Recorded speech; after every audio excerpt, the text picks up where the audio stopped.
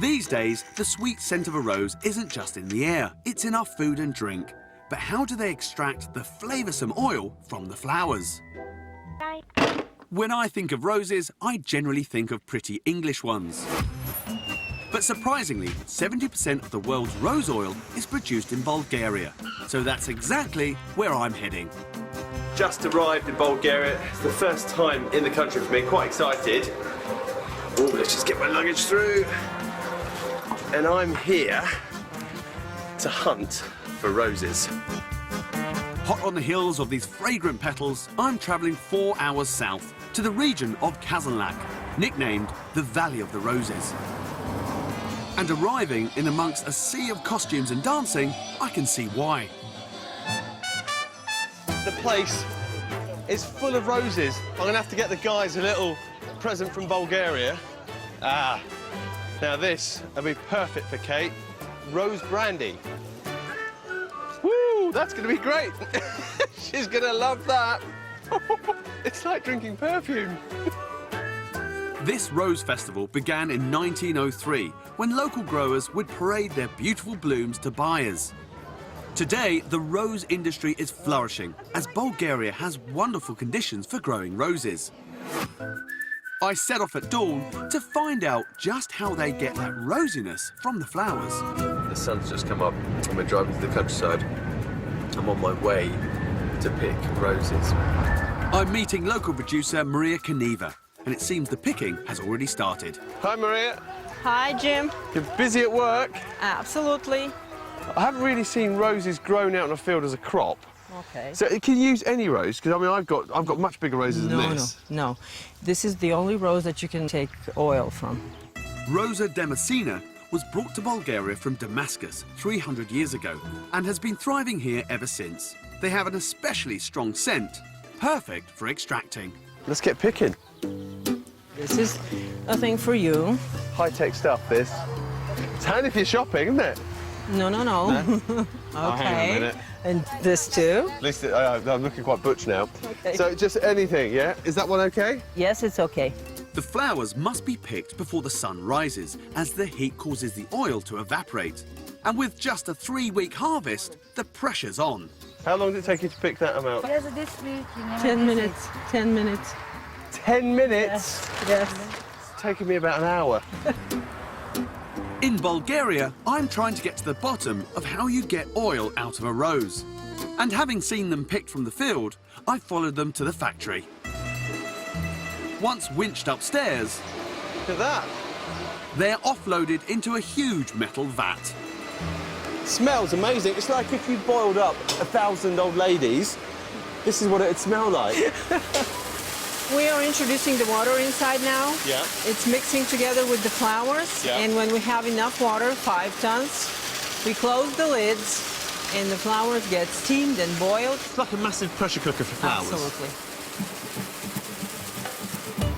This initial distillation process yields a liquid or distillate comprising just 20% oil. A further 4 rounds of distillation are required before the oil is ready for extraction. Wow. This looks like where James Bond villains live. Why have we got more people? The tradition says that rose oil is always taken out by 3 people.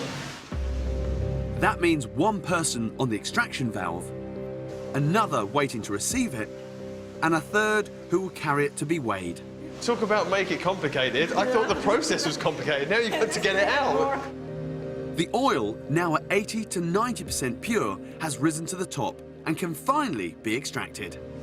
What if I tickle her now? No. Is that a no-no? We're going to kill you then. At last, I see oil.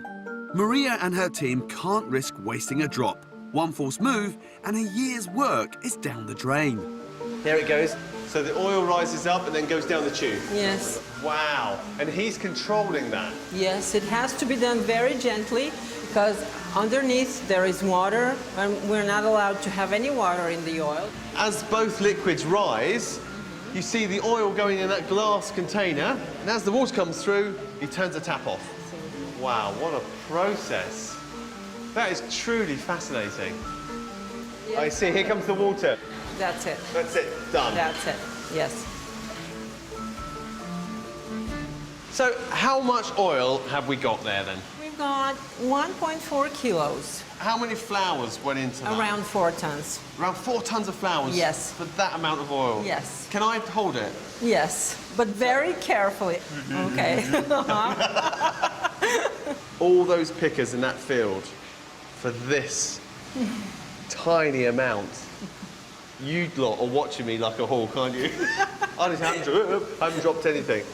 How much would that be? It's more than 7,000 euros per kilo. That's incredible.